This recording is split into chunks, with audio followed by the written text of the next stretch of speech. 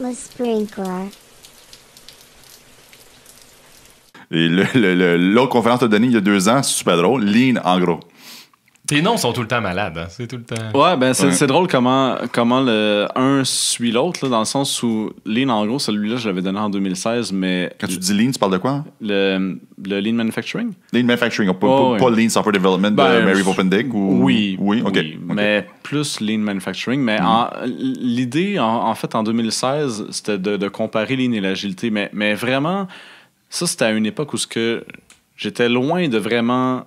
avoir vécu c'était quoi le Lean. Ouais. Je le lisais, puis c'était fascinant, puis ça me fascinait. Tu avais les gaspillages en tête. Mais... Exactement. Ouais. Mais c'est seulement quand j'ai donné la fin des Scrum Masters que ça m'a vraiment frappé. Okay. Puis je vous dirais même que l'impact du Lean dans ma vie a généré la conférence de la fin des Scrum Masters. Mm-hmm. Parce que quand j'arrive avec le discours de les Scrum Masters vont tous devenir gestionnaires ou à terme, les gestionnaires vont tous jouer ce rôle-là, c'est à cause de Lean. Parce que dans l'univers du Lean, il n'y en a pas des Scrum Masters. Là. Puis tu as détecté un waste. Il y a un double rôle. Là. Oui, parce que chez mon client actuel qui est très Lean, dans sa culture, dans ses manières de fonctionner, c'était une confrontation sans arrêt. Mais pas une confrontation sur Lean versus Agile. Ouais. C'est une confrontation sur Scrum Master versus Manager. Mais tu sais, quand je me rendais compte que les attentes du boss envers les managers étaient la même que mes attentes de Scrum Master envers moi-même. Ouais. Puis là, j'étais là.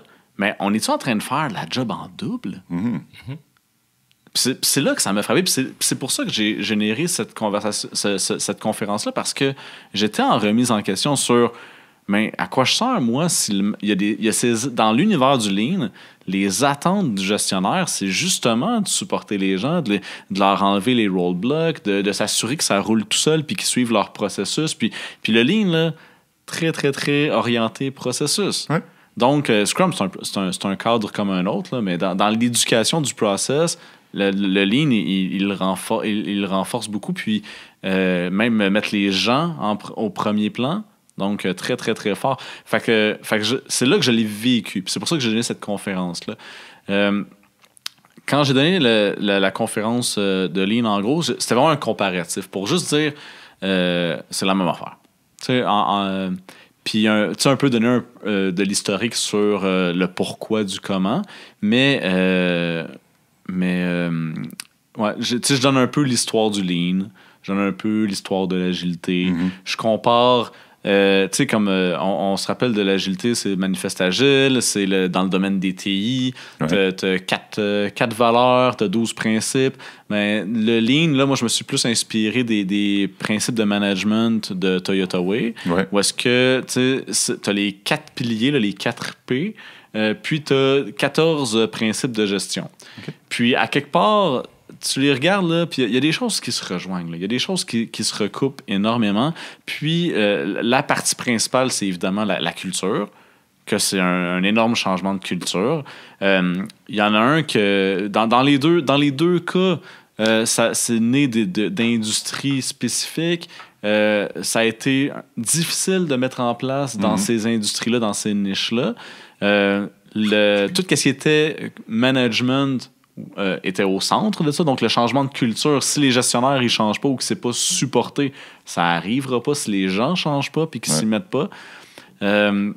Mais après ça, c'est ça. Quand tu regardes vraiment, quand tu compares vraiment les forces et les faiblesses d'un, c'est sûr qu'il y en a un qui est plus adapté au TI, il y en a un qui est plus adapté aux manufacturiers. Mais quand tu regardes le bottom line de tout ça, c'est très complémentaire. Très, très, très complémentaire.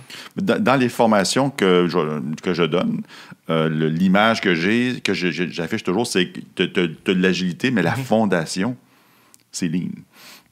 L'agilité sans une fondation solide, un historique solide du Lean qui date des fins des années 1800, l'agilité n'existe pas aujourd'hui. Ça serait, Donc, ça serait pas né. Là. On existe sur les épaules d'un géant qui est Lean. Ouais, c'est difficile à démontrer qu'il y a eu un lien direct ou une influence directe entre le Lean et l'agilité. Probablement. Ah oui. Probablement. Moi, je suis convaincu. J'aurais voulu être là à Salt Lake. À Salt Lake avec les bonhommes. À faire du ski. Avec des vieux dudes blancs. Et puis. Très peu de femmes. Ouais, zéro femme. Puis de voir c'est quoi la conversation. Puis je suis convaincu que quelqu'un avait son livre. Son petit livre. Je sais pas, ça a été publié quand, Pop and Dick? Je pense que c'était publié avant le manifeste. Non. Pop and Dick, c'est 2004. 2004? Ah ouais, OK. Ouais.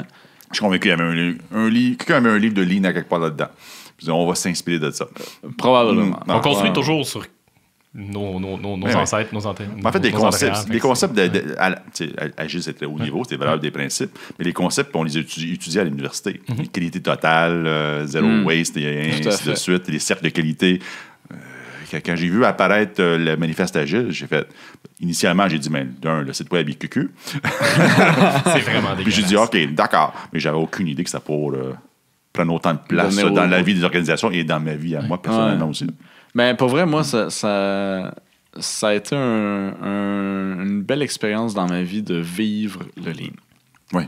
Ça m'a changé, tu sais, ça m'a fait donner cette conférence-là. C'est pas pour rien parce que vraiment, là, ça a eu un impact significatif sur ce que je croyais. Ouais. Ou des choses que je prenais pour acquis. Puis, tu sais, autant au point de vue culturel que dans les méthodes de travail. Ouais. Comme par exemple? Comme par exemple l'amélioration continue. Tu sais, mettons, quelque chose d'aussi simple que de faire des rétrospectives aux 2 semaines. Là, moi, je prenais ça pour acquis. Ça, tu fais des rétrospectives aux 2 semaines, puis c'est normal. Du jour au lendemain, j'arrive à un endroit où est-ce que de l'amélioration continue, c'est tout le temps. Ouais. Et à chaque rencontre. En temps réel. En temps réel. Fait que là, tu as fait un meeting d'1 heure, là, tu fais de l'amélioration continue sur cette rencontre-là, direct, là, à la fin, là, à chaud, là, tu sais. OK, check and... Puis appelait ça check and adjust. On faisait un daily de 15 minutes, check and adjust. On faisait une rencontre de gouvernance, check and adjust. Après ça, c'est un check and adjust. Du check and adjust. Là, c'est fou, là. C'est du multi-check and adjust. T'as un memory leak, tout explose. Puis c'est fou, là. Puis là, t'es là, ça explosait comme pratique, là. J'ai jamais vécu autant d'amélioration continue, genre, sans arrêt, là. Puis c'est-tu indiscret de te demander où ça se passe, ça? En ce moment, mon client, c'est Bell. C'est Bell, OK. Ouais. Okay. Où? Île-des-Sœurs ou Dorval? C'est Bell Network à Dorval. À Dorval? À Dorval, OK. Ouais. J'ai fait un mandat, là. Ah, OK. Ouais, il se passe des belles choses là. Puis, comme je vous dis, la culture est tellement imprégnée que c'était naturel. Les gens, là, t'arrivais là, puis c'était un deuxième instinct. Là. C'était comme, là, c'était normal de tout le temps se poser la question comment on peut améliorer ça, sans arrêt. Puis, dans les 4 piliers du Toyota Way, des principes de management, tu sais, t'as la philosophie, évidemment, t'as les processus, t'as les people, les gens, les partenaires aussi. Mais on top de la pyramide, là, c'est du problem solving. Yeah. C'est ça qui est puissant parce que une fois que t'as toutes ces choses-là en place, tout ce qui te reste à faire, c'est de l'amélioration. Ouais, de l'amélioration, puis régler des problèmes. Puis s'il y a un problème, ben, il y a peut-être quelque chose dans notre processus qui n'est pas correct. On va le regarder. Puis des outils pour solutionner ou trouver des solutions à des problèmes, là, il y en a énormément dans l'univers du Lean.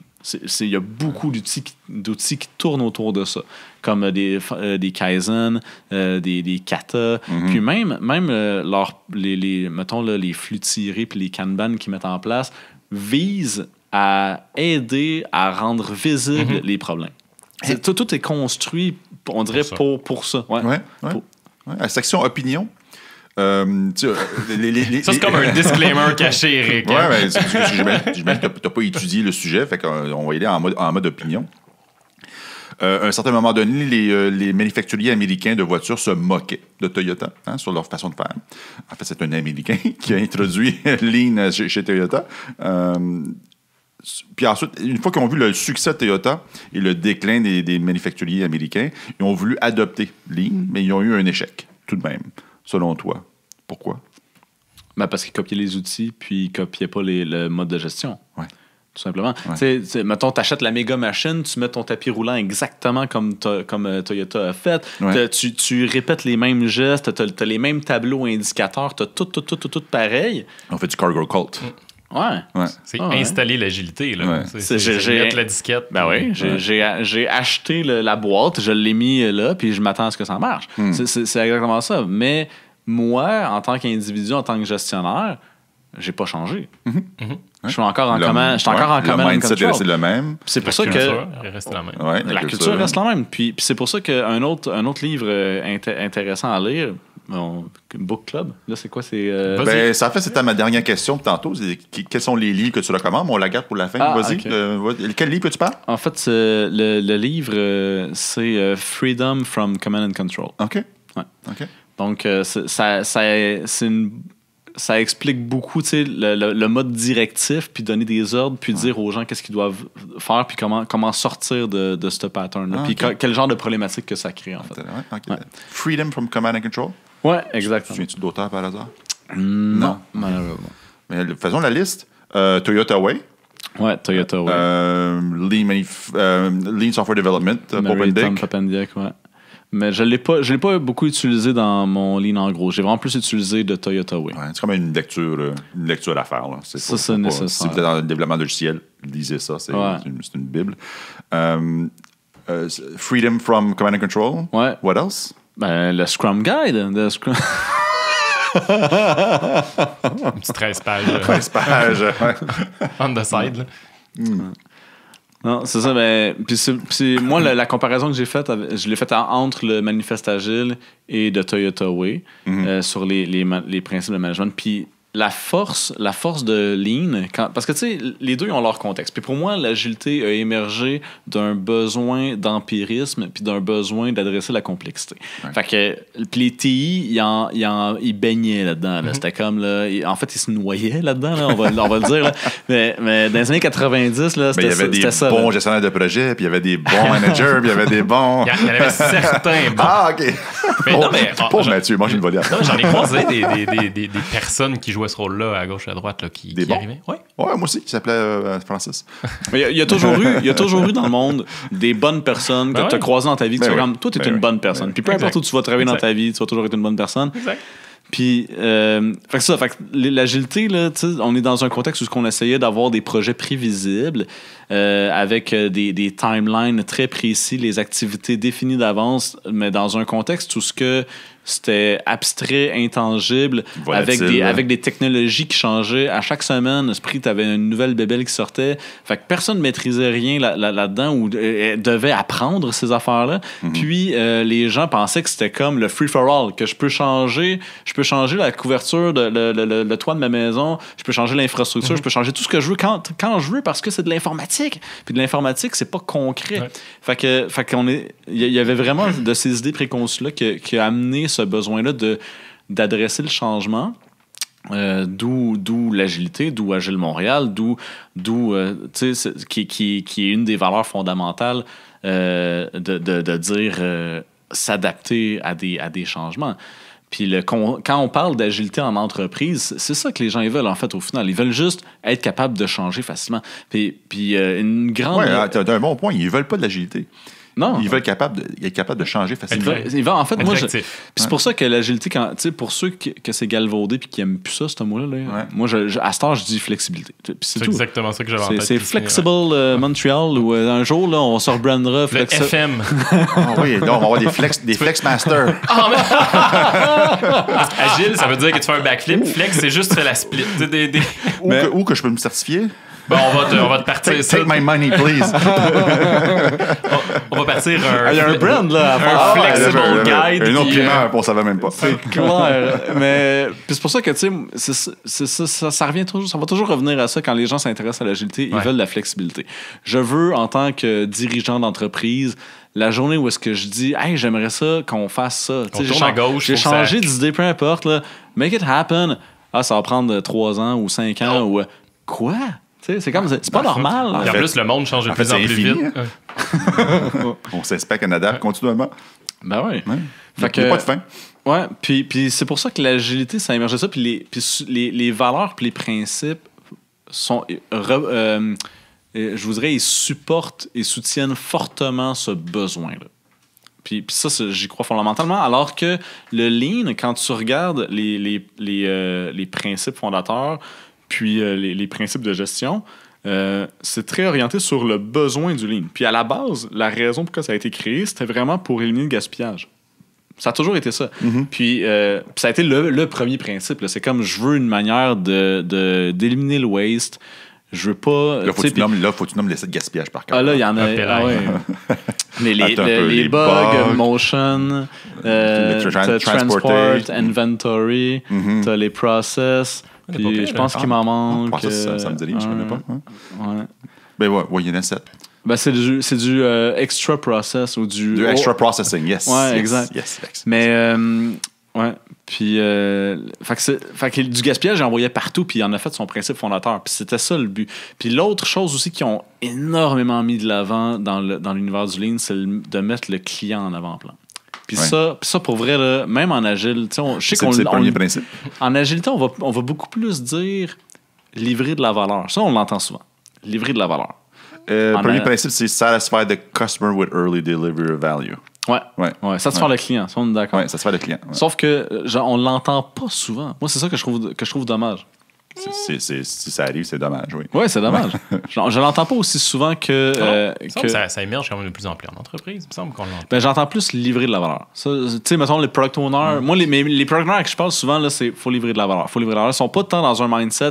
OK, mais le client, lui, mais le client... cliquer comment sur le Python, quelle fréquence, puis comment souvent, ça va l'aider. C'est vrai qu'on parle pas beaucoup de mesurer la valeur une fois qu'elle est livrée. Ça, c'est un problème. Ouais, puis on confond beaucoup les clients internes, le vrai client à l'opposé. Dans le Lean, là, c'est clair, là, c'est comme tu as l'entreprise puis tu as le client. Ouais. C'est noir et blanc. Là. C'est coupé au couteau. Là. C'est comme...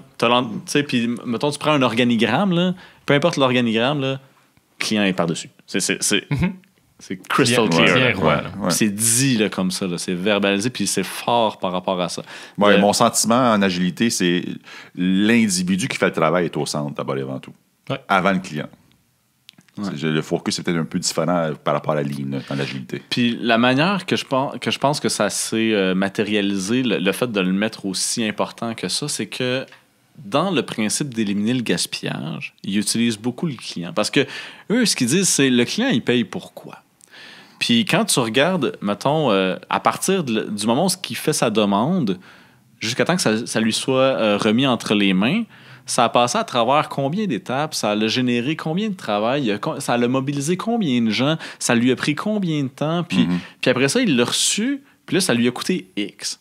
Mais tu sais, à travers tout cet argent-là, il y a probablement, ça aurait probablement pu y coûter la moitié de ça pour la même affaire. C'est ça l'intention. L'intention, c'est OK, comment on peut lui en donner plus pour votre argent.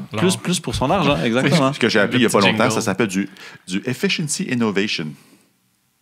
Oui, j'ai appris ça il y a... C'est beau.